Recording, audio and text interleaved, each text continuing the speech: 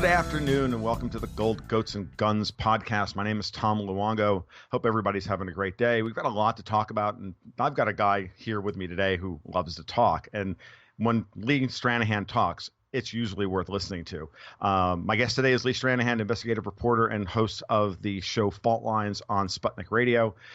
Lee is he's a heck of a guy, and this should be a good talk and a good time today. So good morning, Lee. How are you? I'm great. I'm going to quibble with the word usually. When you said I'm usually worth listening to, I will take a small issue with that. But no, I'm great, Tom. We love as I told you before we went on the air, we love having you on the show.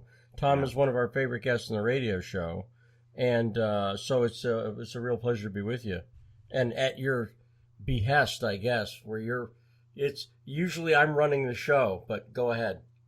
No, yeah. So today, I don't really have an agenda for today because I figured between the two of us, us two chatterboxes should have no problem filling, an hour with no problem. So I think, and I know we've talked about Bill Browder a lot, right? And I know that you're far more up on this than me. It's almost like I want to get like an hour's with you so that I can actually properly get up to speed, because I don't honestly have the time to keep up with you and Lucy Commissar and the rest. And we may just do that, or we could talk about Trump, or what we think is going on with the whole culture war and Kavanaugh and all of this stuff. There's any number of things that we could talk about. But maybe let's start with Kavanaugh, actually, because I think because I think Kavanaugh is an interesting problem vis-a-vis the outing the man behind the curtain. That's the big takeaway from me. So what do you think is going on there? And may connect to Browder, by the way. There's already a one level connection through Preet Bharara, but we can talk about that. I think what's going on, and I did a sort of deep conjecture periscope on this last night myself, and I'm going to keep doing them. Because I realize one of the things is the story I tell, my view on this, my view on the world is very different than most people's.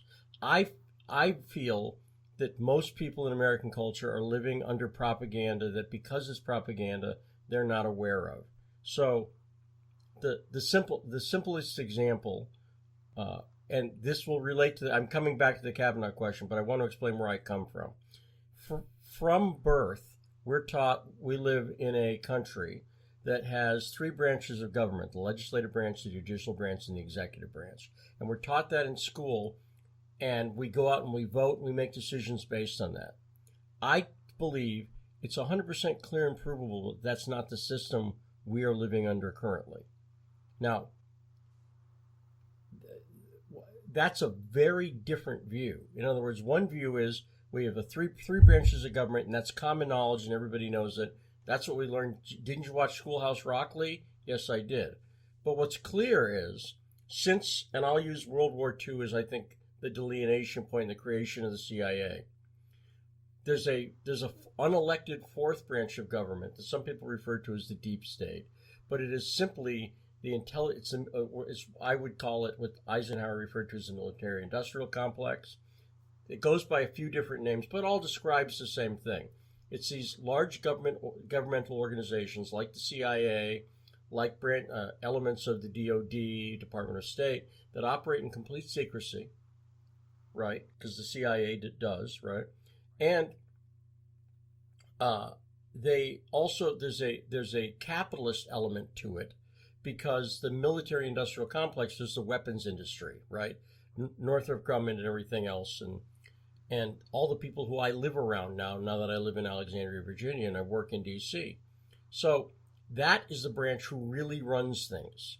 And you can see it by the things that get discussed in the media. You can see the influence they have by what gets ignored in the media. You can see it in the who gets the money. You can see it on issues where Republicans and Democrats agree, such as everybody hates Trump, and the Democrats, they hate Trump, they hate Trump, they hate Trump. He launches missiles into Syria, and on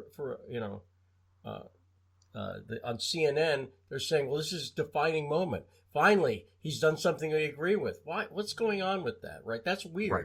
They hate Trump, but he does everything he does. But that's the moment they say, well, now he looks presidential. So that's kind of like one of the fundamental different ways I view this. So, and I think a lot of people listening will go, you know what? I think I'm with Lee on that. I think I know what he's talking about broadly. I might disagree. I'd have to hear more. Like if I was listening, fair enough, right? I'd go. Okay, is he about to talk about the Masonic, right? Because if he is, I'm off the train at that point. Exactly. Right, but they broadly go, yeah, that's all true so far. That sounds good, but you got to see that that's actually a fundamentally different view. So, right. What I know, part of what's going on. Part of what's going on is, in 2016, there was collusion and election interference with the Ukrainian government by the Democratic National Committee, working with elements of the Department of State, the Department of Justice, elements inside the Obama executive branch, right? And that group was working together, and we're seeing that now start to come to light. And by the way, they were also working with elements of British intelligence. We're seeing that with the connections of Halper and everything else, right? So, what I think is one of the people who was at the center of that is John Brennan. Mm-hmm. And this is what's going to come out. And it's starting to come out now. Comey was part of it, right? Now, what did we see with the Kavanaugh nomination? We saw two people come out with op-eds against Brett Kavanaugh. James Comey and John Brennan. Right. I want you to think about that. Normally, the only time an ex-director of the CIA and an ex-director of the FBI would come against a nominee is if he had something to do with, like, he's a judge who wanted to abolish the CIA. Then a guy like Brennan would sort of be forced to do an op-ed. I'd oppose him, right? Why are those two guys coming out? Because I think they know, this is conjecture, how would I know this? But I think they know, because I know, that there are some serious constitutional questions that are going to come up. And some of the cases that could be brought against people, if what's coming out comes out, and it's coming out, all this stuff about the Steele dossier, it's all coming to light, right? And Trump's unredacting things. Stuff is starting to come out. So, and Brennan lost his security clearance. So they're seeing that it's getting real. Right. It's getting real. And, yeah, they're in serious trouble now. Right. And so now they've set up a recusal excuse. How can Brett Kavanaugh hear us, Brennan and Comey could argue, when we were out? You see what I'm saying? And I think that that's part of it. But broadly, that's conjecture. What's not conjecture at all is that something triggered the major elements of the deep state of Soros and his organizing machine for him to spend millions of dollars, and to bring together people connected to the Department of Justice, working for Christine Ford. Look at the people behind Ford. Look at the lawyers behind Ford. Right. These are major political players. This is not a person who came out of the woodwork and she just, her lawyer's a local person. These are political. Katz and Bromwitz are political attorneys. Yep. And so for some reason the machine's coming out really hard against him. And so that's what I think. But again, I got to put in the context of everything else, I think, because I really don't approach this story like the pundits on CNN, if that makes sense. Okay, so I mean, all that makes perfect sense, and it's all really good. And what I'm trying to figure out now, as I go back and forth on this, and I try to actually care about all of this, because part of me actually doesn't, because from my perspective, I just see it as, this is the grandstand that they had to make before the midterm elections, from tactically and strategically, in order to maintain power and all this other stuff. You're coming at it from a much more interesting perspective, to be honest with you, which is cool, because I hadn't connected those dots yet, because I honestly just don't have the bandwidth, Lee, which is part of the reason why I wanted to have you on today. Yeah. And I don't invest. So, I mean, I don't invest. Let me just not say that. One of the things I admire about you, the other guests on my show frequently, you and I have talked about before, Michael Krieger, is you guys are investors. And that gives you an entirely different perspective on the world that I'm aware of but don't understand. Does that make sense? Like I'm aware Yeah, of no. it. It's kind of a complementary thing because Yeah, exactly. I'm looking at things from a global macro perspective, and the big changes in geopolitics and all of that stuff, and how capital markets move. And then you're getting down into the nitty gritty of who and what and why and where, which is that's why you're an investigative journalist, and I like to think of myself as a synthetic analyst. I'm not really much of a journalist per se, so. So I have to put on my synthetic hat here. I have to put on my synthesizer hat and say, okay, so what's the point here? Why did they choose Kavanaugh as opposed to anybody else? Because they could have chosen a more conservative woman. They chose this guy, rich, white, successful, Yale, worked on the Ken Starr investigation against the Clintons. Yada. Why him? Well, And that's to me, it just seems like they were setting them up like that. He was like chum to them. He was the bug zapper, and they're a fly, and they can't not go after him on these lines, right? well, And using these techniques. that's what my conjecture was about. I think that they realized that this guy, and I'll tell you who else he's going to have to judge is the Democrats. And I say this, and it's going to sound like hype, and I don't know what else to say. The Democratic Party is a criminal organization. Now, Right. If I go into Alex Jones going telling the Democrats a criminal organization, right? Mhm. That if I say it Alex Jonesy, it sounds hypey, but I say it with no hype. They're a criminal organization. They were clearly violating the law all over the place, and Right. they never get punished for it. And the reason they never get punished for it is now 100% obvious, which is what we've seen from the Strzok and Page text and everything else, which is they're in collusion with the DOJ. The DNC is in collusion with elements of the Department of Justice, 100% Right. clearly. And so it's like if you go, well, Al Capone never seems to get into trouble for anything, but on the other hand, I know he's bribing the police. I wonder if there's a connection. Well, Well, yeah, you think? right. Of course, there's a connection. We know what's happening with the DOJ is politicized, right? So we can see that they're 100% clear. We know that. We've seen this. And how long did it take them to fire Strzok after those? They're not shocked. They're not like, Right. oh my God, with this guy, he's got to be out the door today. They're like, well, we'll see. And How long did it take for Brennan to lose his security clearance? Yeah. How long does it take for everybody to? I mean, Dianne Feinstein should have been censured and stripped Right. of her seniority when the news of her Chinese driver working for the Chinese came out. How does that not happen? Obviously, because they were going to use her to bring forward Christine Blasey Ford. I Well, think. and right, and see, but the other element they have is they're not just paying off the cops. So here's the other question: how does Al Capone get away with all this stuff? Well, we know he's paying the cops, and why does the news media never talk about it? Well, Because they own the media too. exactly right, and so the Democrats in collusion. Clearly, we see this from WikiLeaks, which is why they've got Assange put away. By the way, the reason Assange is a threat. The reason they've taken Assange out is the same reason they took Manafort out in a weird way, which is these guys.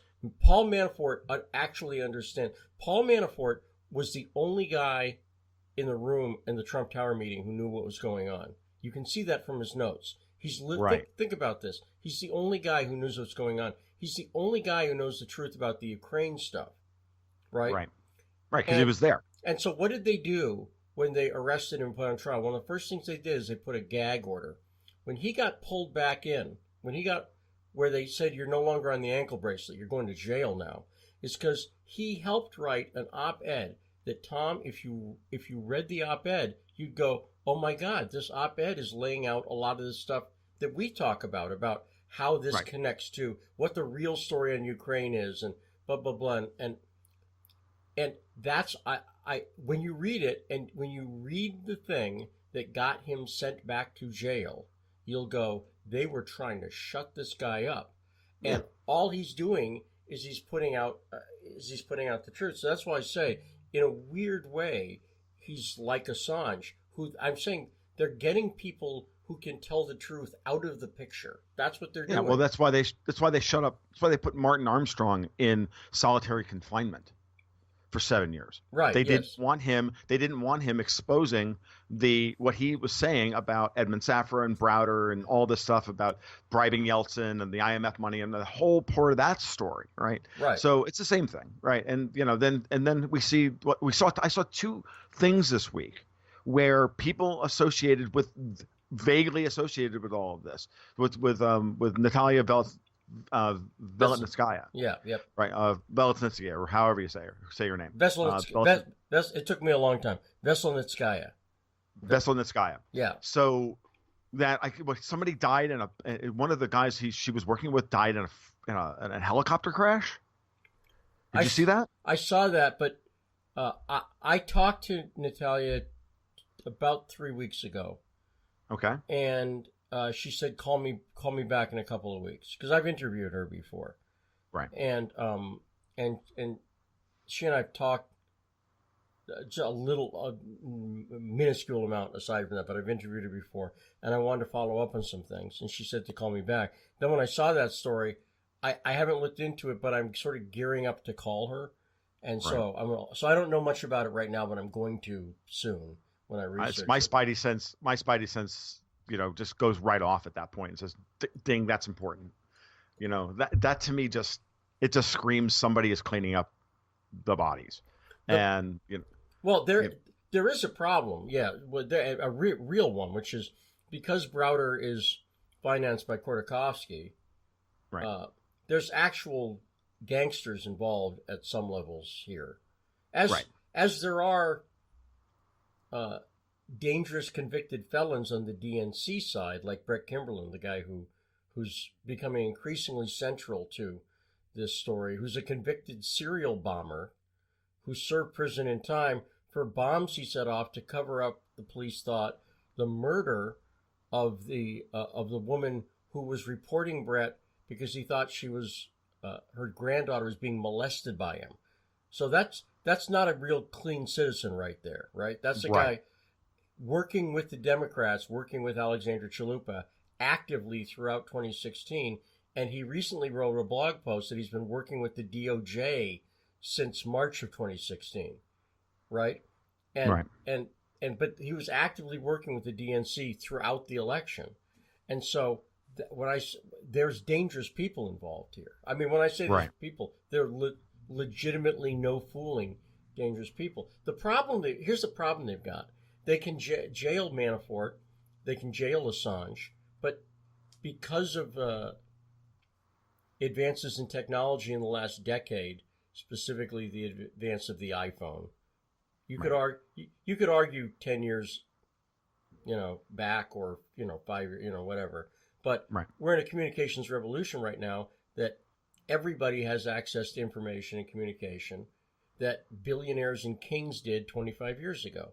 So they can't, the elite establishment is freaking out right now because there's too many of us. So they can shut down Alex Craner's book, but they can't keep people from scanning it and posting it online, and they can't keep people from talking about it. And even the Browder story, look at what's happened with the Browder story in just the past year.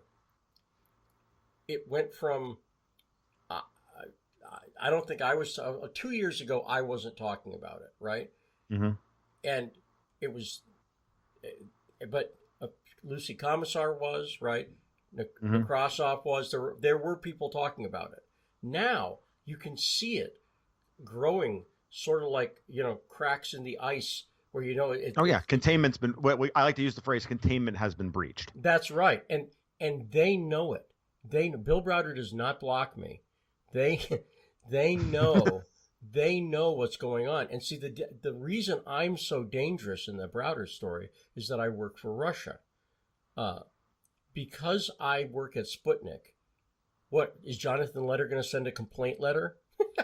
Jonathan Weiner, I mean, is he going to send they can't shut me down by going to if I worked at Breitbart still. Right. They would have been sent. They could go after you. And well, they would have sent a lawyer. This happened on Breitbart when I worked in this Twin Falls story that I worked on. Chobani sent a threat letter, and they shut down my reporting based on a Chobani threat letter. I didn't get anything wrong. I never got a fact wrong in that story, and I know libel law, and I didn't, and they, but just the threat shut that reporting down. That's okay. So that brings up a really interesting point. I don't want to cut you off or anything, but that brings up a really interesting point. Is that part of the reason why you took the job with Sputnik? Oh, it's well it would be harder for them to shut you down. Well, this is a personal question. Yeah, specifically on the story that I'm covering, which I moved to Washington D.C. So I'm the person, I'm the reporter at the center of the Russiagate story, because and again, it sounds hypey and boasty, but I'm the person who ghost wrote the piece for Roger Stone. The only reason Roger Stone's involved in this is because of me. I saw early on, I was watching the claims about who was behind the DNC hack, and I was reading technical people like Jeffrey Carr, who wrote pieces on Medium, and this guy from WordFence, who I interviewed. And the technical people that I saw looking at the Russian hack said that what CrowdStrike and other people were saying was bullshit. And they had they explained it. And I'm enough of a tech person where I'm like, yeah, this is bullshit. It's just bullshit. They really don't have any idea, and they're jumping to conclusions and blah, blah, blah. So then I was going to write a piece on that, but I knew at Breitbart, if I wrote that piece, they would have buried it on page 4. So my idea was, I'll ghostwrite it through Roger Stone, who I worked with. I've ghostwritten a piece about Huma Abedin for him before. So I knew him and I liked him. But if Roger Stone wrote a piece, it would be front page to Breitbart. Does that logic make sense? Yeah, no, it makes perfect sense, of course. So I called Roger up. I was at at an airport on my way to Twin Falls. I think it was Salt Lake City Airport, I think. And I called Roger Stone up. I'm like, hey, Roger, I have this thing about Russia. Have you been following the story at all? He's like, a little, not really. And I explained it to him.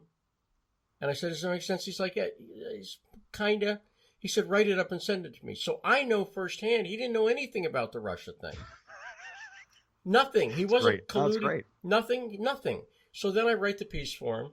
And then part of the reason I said that was so Guccifer 2 would see that a piece had come out from Breitbart. I had already sent Guccifer 2 a request. A lot of reporters, like a handful, but a lot of half a dozen, had interviewed Guccifer 2 before me. They'd done stories on him and everything else. So I knew that Guccifer 2 was talking to the media. By the way, I'm one of the only people who gets brought up in this now, but other reporters they never get, like Adam Schiff wants to subpoena me, which whatever, but there's no other reporters. So somehow, and I'm mentioned in the Mueller indictment, one of the recent Mueller indictments, not by name, but they mentioned an incident where I was contacting Guccifer 2. They never interviewed me, by the way. So all of that happens. So then the election happens. Trump wins. I figure I'm going to stay in South Dakota with my wife, and I've been on the road a lot and chill out a little bit. Long election year, I'm over as a reporter. Then I see that with Trump in there, Breitbart's going to have an opportunity to be in the White House briefing room. I'm watching a briefing, and a Breitbart reporter asks a question, and I'm like, oh my God, they don't even know how to ask questions. Right. We have such a huge opportunity here. So I go out to Washington, and I'm continuing to cover the Russia story, including now the fact that CrowdStrike was the only people to ever examine the DNC servers. And I want to ask a question about that because it's a huge part of the story. The CrowdStrike, who's got connections to the Atlantic Council and the FBI, very clear ones. Right. Dmitry Alperovich is a fellow at the Atlantic Council, and one of the co-founders, Sean Henry, is the former head of cybersecurity at the FBI, former head of that division, Right. So CrowdStrike is the only people to examine the servers. Furthermore, the DNC would not give the servers to the FBI when they were asked for them multiple occasions by various levels. According to Comey's own testimony, 3 times in front of Congress. The DNC refused to give it to him. That is huge. Just the fact that the DNC won't give it the material to the FBI, if they're stonewalling them, should raise a lot of red flags. Yet no one was raising a red flag. So I was in the White House trying to raise that. And eventually, Breitbart, when I started getting close to getting a question, was talking about it. And when I got on Adam Schiff's radar, because after the hearing where they brought out the Roger Stone, Adam Schiff told a story about how Roger Stone was involved. And I knew the real story because I created it. Right. So, right. So I'm listening to Adam Schiff talk about this shit, and I'm like, he's insane. Everything's wrong.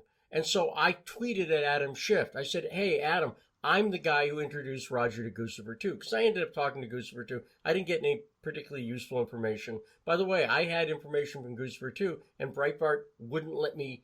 They killed that story they were too afraid to do it. This is this is back before the election. I'd been given material, and they didn't want to run it. So they were already really gun shy.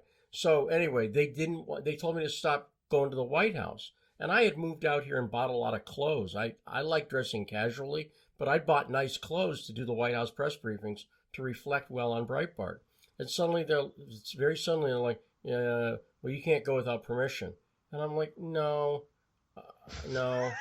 I'm going to go. I'm going to go, but I don't know if I'm going to go through you or not. And I had done the radio for Breitbart on their Sirius XM channel a few times. And the first time I did the radio, the people there, the board ops, were like, oh my God, you're the best host they have. And I said, thank you. Because I did theater, I did improv comedy for 10 years in LA. And I have this stuff, I've taught hundreds of classes. So I'm very used to speaking extemporaneously and being funny and blah, blah, blah, right? So I have this skill set that it wasn't an accident. And so I wanted to do radio, and they also at Breitbart, I was never going to be able to do it. So because I'd worked in the Russia story, because I knew it was bullshit already, because I talked to all these technical experts, I knew we were being lied to. When the opportunity came, which was Cassandra Fairbanks, who was a friend of mine, was working at Sputnik, and she knew I wanted to do radio, and they were going to expand to a morning show, so she set up the meeting. Nice. I was totally. I was ready for that moment. For my whole life, had been leading to that moment. So here's a chance to do radio 5 days a week in a major market, get paid more than I was getting paid at Breitbart for less work with insurance. Breitbart I never had insurance, and I have health problems. I'm diabetic and I have health problems. Blah blah blah. And I can keep talking about this Russia story, and they're not going to censor me or get afraid. It was, if anything, they're going to encourage you to talk about it. That's right. And so, and the awesome thing about the show has been, because we're doing a 5 day a week radio show with 3 hours a day, and because they give us really complete freedom, Garland and I determines what's on the show. They've made maybe a dozen suggestions for guests or topics in the nearly 2 years I've worked there. Management. Everything else, Garland and I just we come up with our own guests, blah, blah, blah, the whole thing. I get to quarterback. I get to be like, so if I see the Browder story, right, I get to talk to Andrei Nekrasov and Lucy Commissar and Alex Craner multiple times over a course of months, developing a narrative, learning a little bit from each interview. Does that make sense? Yeah. And it's it's just huge. And so we're able to, as a reporter, in a weird way, now the problem with it is, it really holds together better if you've been listening every day. And I can't ask that. But that's the problem with it. It's in a very elongated format. But boy, it lets you really develop a story.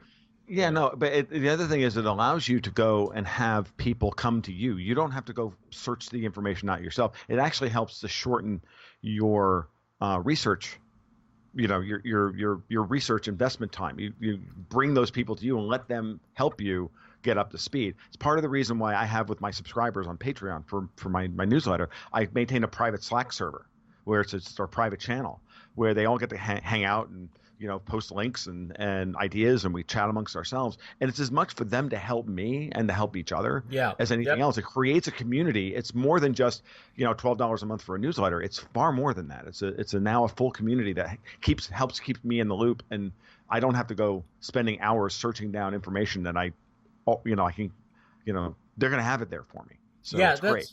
The building community aspect is, I'll tell you, that's my biggest personal failing, is that I don't, the closest thing to I have a community is my Twitter followers. What I've done for the past year and a half, especially, was I do a tremendous amount of research and work on my own. And then I have one or two close friends or people, like my son Shane is 26. For a year, he moved away about 5 months ago. But for a year there, Shane's very smart.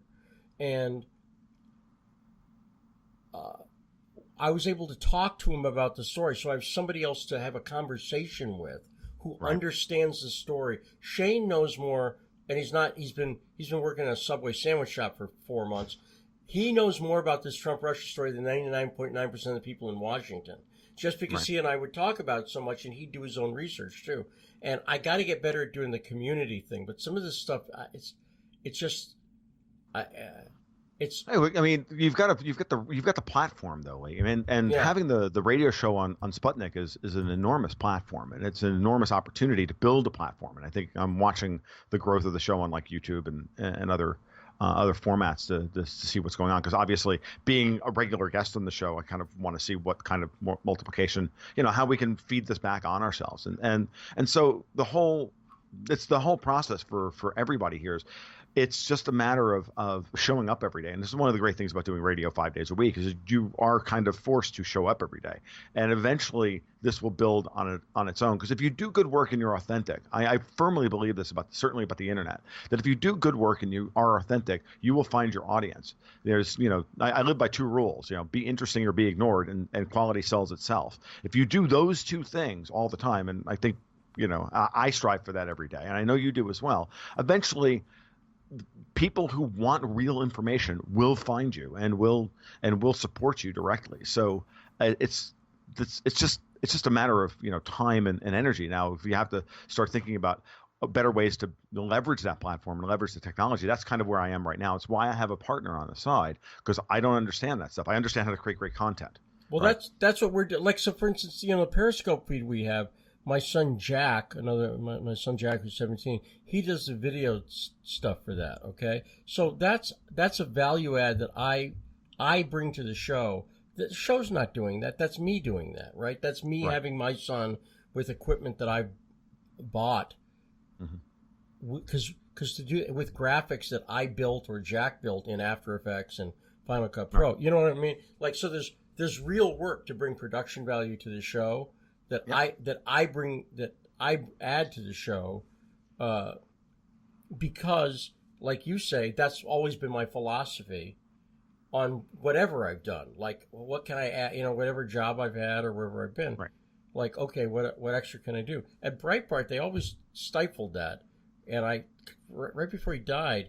But I've had the same talk with Bannon. I'm like, you guys are not utilizing me right. You guys, I'm like, I have a skill set that, like, I know how to do video production and everything else. We could have done Glenn Beck's thing 2 years before Beck did, with Andrew Breitbart. I had a whole plan, and it just got killed. So they're really, but you know what? And I'll call it cowardice, maybe a little tough, but that's tentativeness, right? Sure. Feeds over editorially after Andrew died, and you can see it. They pull their punches, and man, it's not good in journalism. I'll tell you one thing. Let me tell you one thing, though. You talk about being real. I'll just mention one thing. So we were talking about the Kavanaugh thing before. Right. Garland and I went at it this week, in a way.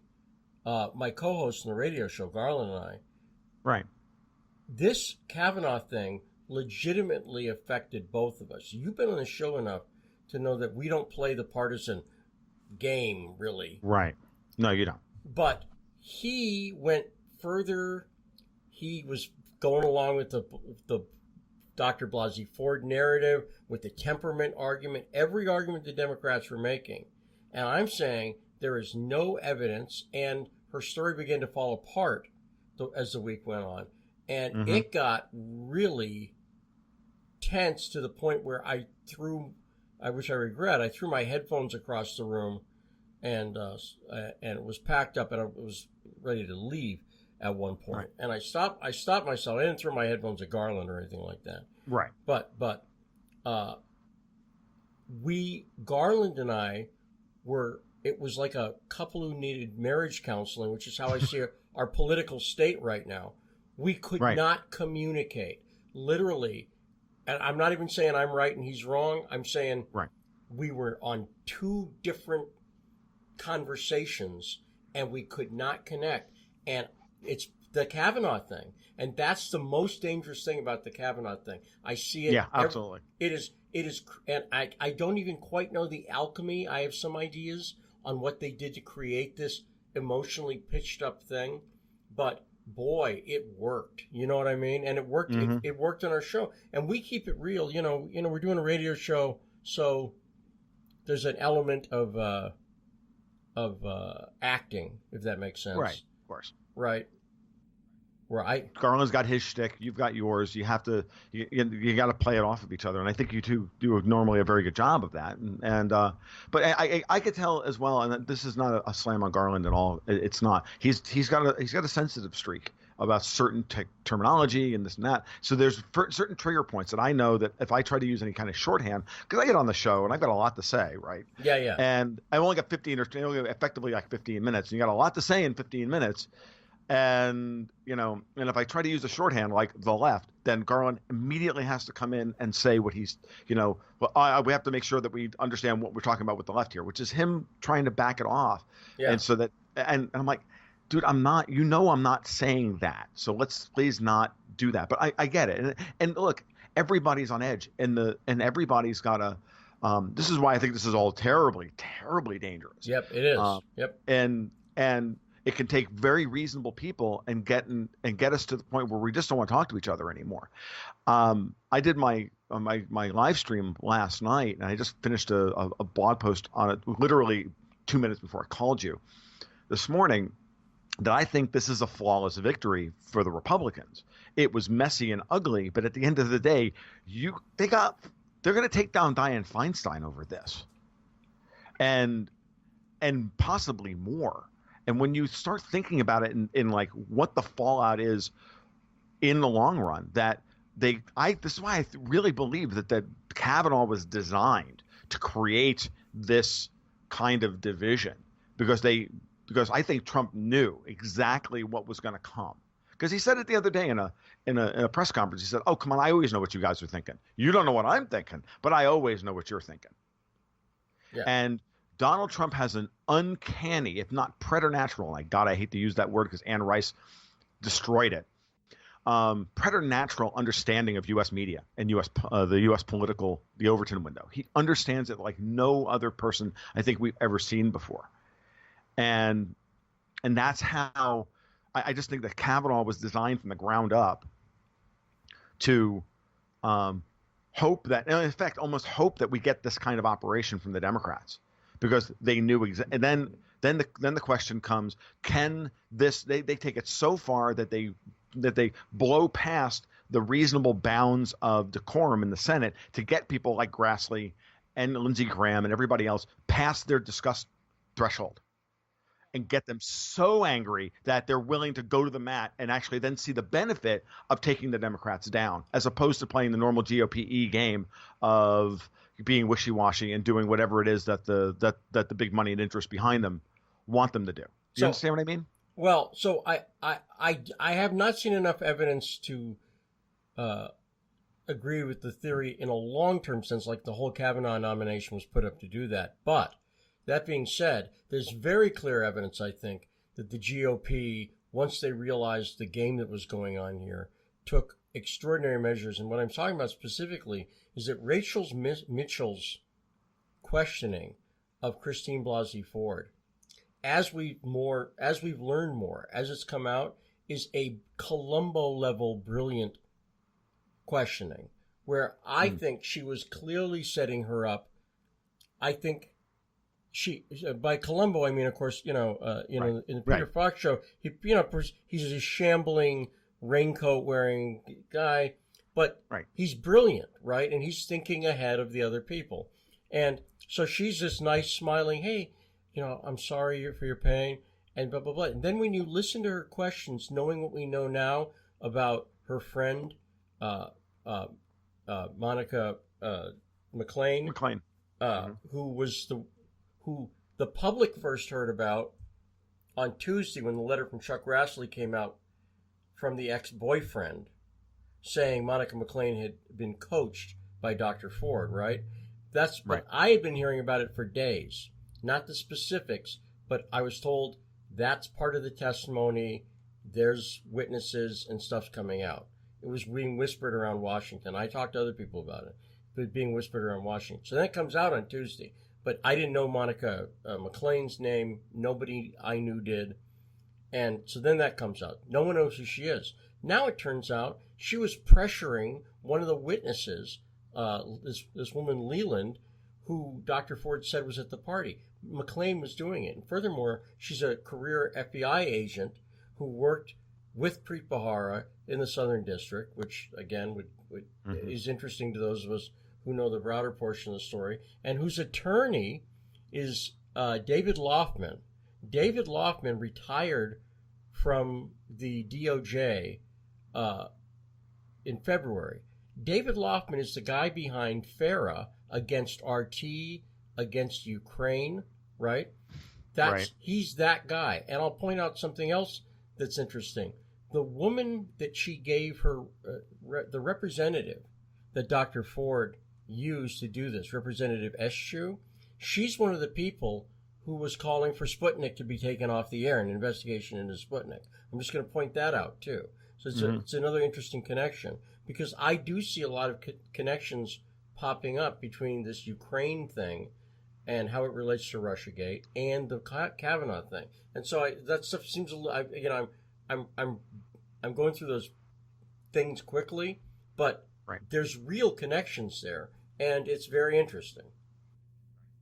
Yeah, it does certainly seem that everybody is worried about getting outed. Right. Yes. Right. I mean, at the end of the day, everybody's worried about how they can keep containment up and this is something you and I've talked about in relation to, QAnon and all this other stuff in the past, which is that I don't know what they're thinking, but they have to realize we can see them.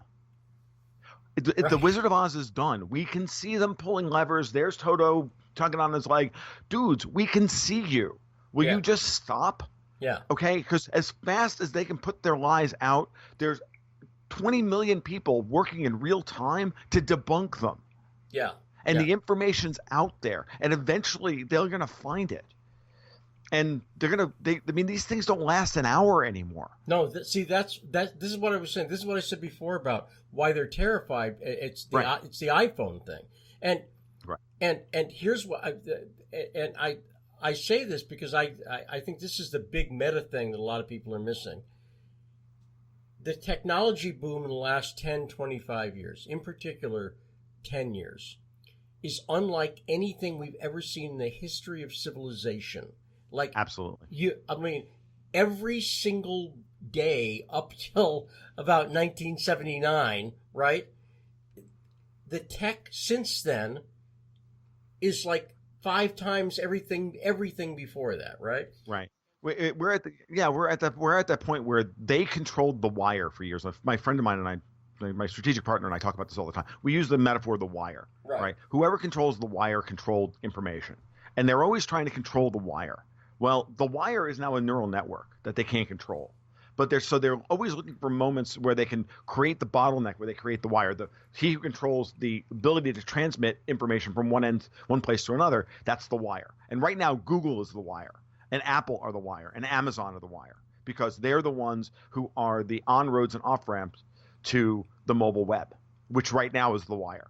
Yeah. And that's why Soros and Steyer started the net neutrality thing and the taking over of social media back in 2011. I'm working with a guy by the name of Halsey English and Dustin Gold, and they've been uncovering in classic investigative journalism style all the links between Steyer and Soros and Cass Sunstein and the net neutrality thing, and using net neutrality as a stalking horse to get bipartisan support to turn all of the social media companies into public utilities so that they can be properly regulated, and we can create barriers to entry to new ones so we can stop people from being able to talk to each other. Yep. This is serious. And why it's really interesting is that Trump then immediately turned around when it got really bad after the Alex Jones deplatforming and everything else. He didn't go with the standard Fox News call, and you saw it on Fox News and MSNBC.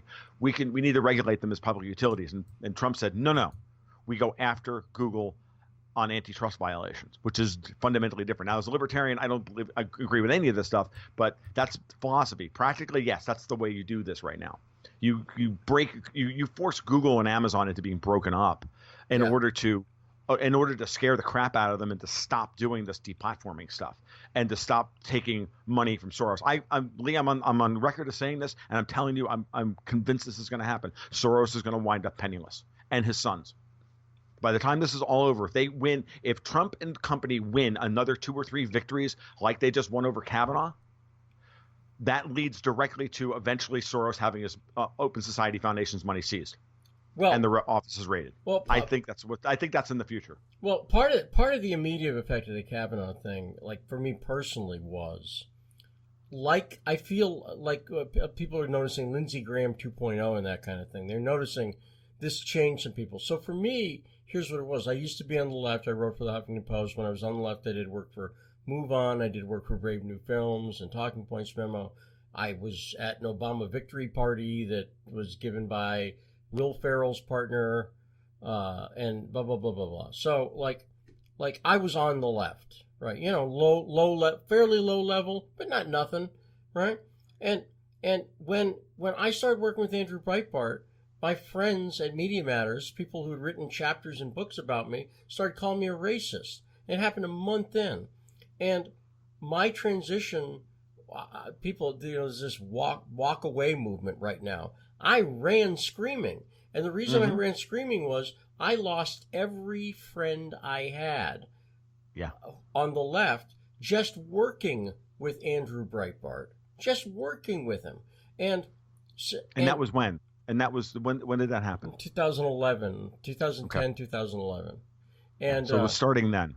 And and on a story that the New York Times later completely justified confirmed our reporting, because I'd worked with the New York Times reporter, front page above the fold New York Times story on the Pigford black farmers fraud that I'd covered for 3 months on the road.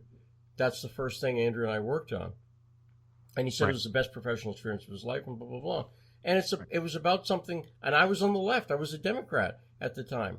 I'm like, who wants fraud that hurts black farmers? Not me. I'm a Democrat. Why would I want that? No one wants fraud that hurts black farmers. Nobody wants fraud that hurts farmers. No one wants abuse against women or racism or anything until you find out that you're dating Keith Ellison and there's abuse there, and you're a woman of color, and suddenly they throw you under the bus hard, which is what's happening to Karen Monahan in real time right now. I feel for her so much because I've been there. And what happened was, as I got more comfortable at Breitbart, and I covered other stories like Syria and the stories and the Twin Falls story and all these other big stories I covered, Occupy Wall Street and Black Lives Matter and everything else, I got away from like the, liberals are bad thing. Does that make sense? Like, the Democrats are bad. I knew how bad they were because the short version is a month after Andrew died, my wife was pregnant with twins. Our daughter died the day before she was born. We didn't find out till that morning. And so that's, an unusual thing. There were people on the left taunting and tormenting my family for months, for months. And I would come down and my wife was crying in the morning. And she was going, why are we doing this in politics? And do you know how many Democrats stood up and said, this is disgusting? About three. One of them is Natasha Leonard, and I will always give her credit. She's a commie. And I outed her at Occupy Wall Street. but she's a human being who said this Right. is just wrong. So when I say the Democrats, when I say I see evil, I Right. have not see that. I've been attacked by people on the right, but every time I get attacked by people on the right, other people come in and go, "Hey, what are you doing?" Like back, that did not happen. And my friend Brandon Darby, he had death threats against him and everything else. He was and I see it happen to Karen Monahan now. When you've experienced being thrown under the bus, David Horowitz, same thing, man. He's a friend of his was murdered by the Black Panthers, and nobody wanted to talk about it, and they all knew it, and that's what made David change. So when some of us say, well, this is evil, and what the Kavanaugh thing has made me feel like is, you know what, I got to go back to talking about this because they are evil, and I don't like Brett Kavanaugh is a jurist. I'm sure I disagree with him on a lot of stuff. I don't have an opinion. I'm not about carrying water for Brett Kavanaugh, but what they did here was insane, Yes. No, it really was. And I'm the same way. I mean, I've been arguing with some of my hard libertarian subscribers about this and who think he's just, kind of a classic deep stater and, all of this stuff. And I'm like, you're missing the bigger picture. I mean, personally, we've hashed it out privately. We've even hashed it out publicly. And he's like, that's not what this is important here. This is about the process. This is about breaking the Democrats thinking that they can, in the legislative branch, thinking they can use the judiciary branch as a weapon to stop the executive branch from doing their constitutionally appointed jobs. Okay, this is far more important than that. I mean, and it's even more important than that. This is about, there's a limit that we're willing that people of decent, I would say decent levels of conscientiousness, thinking in terms of like the 5 pillars of personality, that they have a limit. Even when you've reached Lindsey Graham's level threshold for disgust, you've gone too far. That's the point, because that guy is as fallen as anybody in Washington. And when he's lost his mind and he's just foaming at the mouth, angry, saying, "You guys broke all the rules." Yeah, right. Yep. Then this is wrong, and I'm not standing for it anymore. And so, I don't know whether it's, Lindsey's come to Jesus moment or whatever, and I don't really care. But if that's the case and the gloves are off from him, again, it's like everything else. All the stuff that you've done previously, I can hate Lindsey Graham for all that stuff. But if going forward from this point, when we're at that inflection point, that Rubicon moment, yeah, no, and you stood up on the right side, okay, it's like, at the end of the day, it's like Darth Vader, right? Okay, so you killed all these people and all this stuff, but you get to redeem yourself by killing the Emperor and saving your son? Well, see, no, and I had the exact same thing, and specifically about Lindsey Graham in one of the stories I'm working on. I had a instant epiphany when I saw how disgusted Graham was. I'm like, this guy's on my side. He's broadly on my side. And I think he's a warmonger, and I can list all sorts of things. But you know what? In a 49-51 split, we're on the 51 side because I saw what he was doing. Now, right. Then the second thing I said is I realized that I can tell part of the story that I want to tell, which is the Ukraine story about the DNC Ukrainian interfluence. And I have this whistleblower, Andrei Telchenko, I'm talking to, who I've become friends with. He needs to talk to Lindsey Graham because he's the whistleblower. He worked at the Ukrainian embassy. He's on record through Politico. This is the guy who went to John McCain's funeral.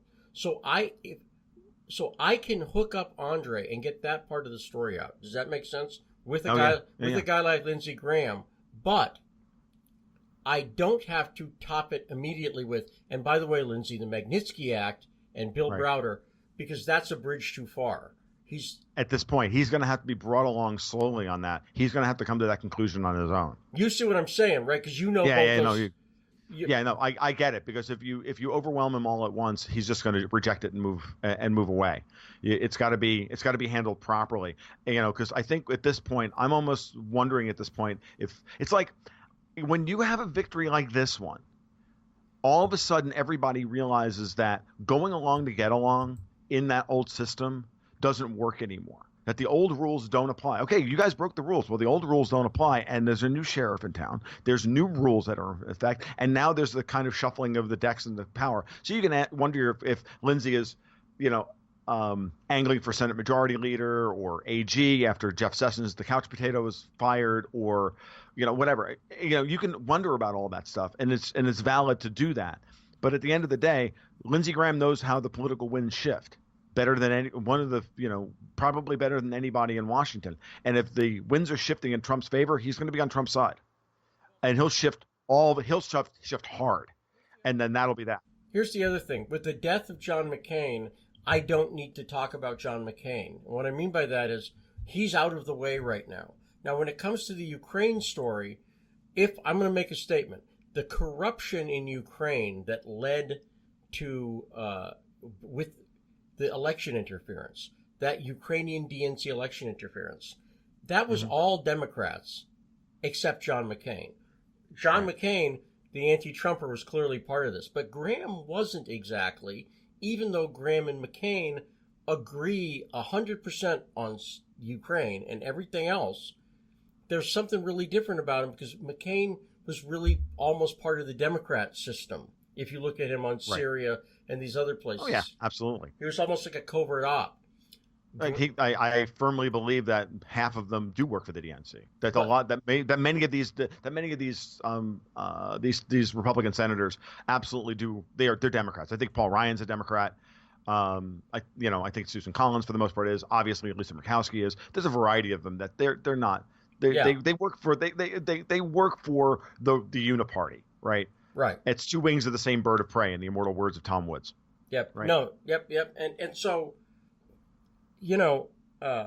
with Graham, I can say what happened here was the Democrats took the good work you did, the legitimate work you did trying to help the people of Ukraine, and they politicized it. Mm-hmm. And I don't have to get into the wider argument of I think the whole Ukrainian operation was a mistake from the get-go that was designed to be what it was. Because, again, I don't need to have that argument. But I'm not being a hypocrite either. I'm not lying to him. No. That was a big epiphany for me because I said I need to be able to make the political case, but I need to kind of section off a little bit of it, get a victory on one aspect of the story. Because it's not my story. Andrei Telitschenko wants to tell his story. He'll do an interview with you. He'll talk to anybody. It's a legit news source. He's trying to get the truth out. And this is a very legitimate, easy-to-research person. Part of the Maidan, pro-Ukrainian, not pro-Russian, blah, blah, blah. That's who this guy is. And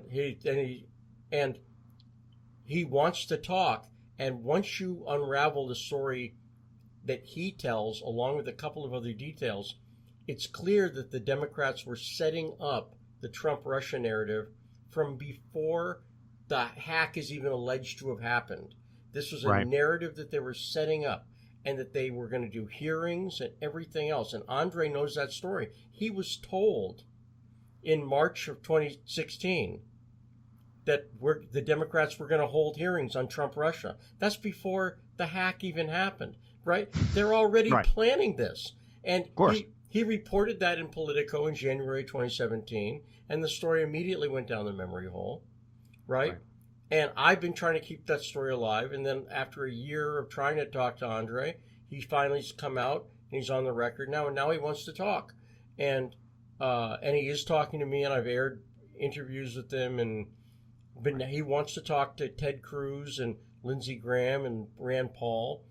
And then I'm out of it. I don't need to be involved at all. Go talk to him. It's not. All I'm trying to do is not let this die. Right. And be the facilitator of the story, making it into the wider audience. That's right. You're the fixer. Well, yeah, right. I just want the story out there because I work for Russia, so I understand. Well, and you also work for the more importantly, what I understand is you work for the truth. The truth sells itself. This is why George Soros is going to wind up broke. But see, I gotta say, I get paid by Russia, but I don't really. See, that's the thing. People don't seem to get that. It doesn't actually. I've quit Breitbart twice. I quit the Huffington Post. I quit platforms when they don't let me do what I want to do. Right.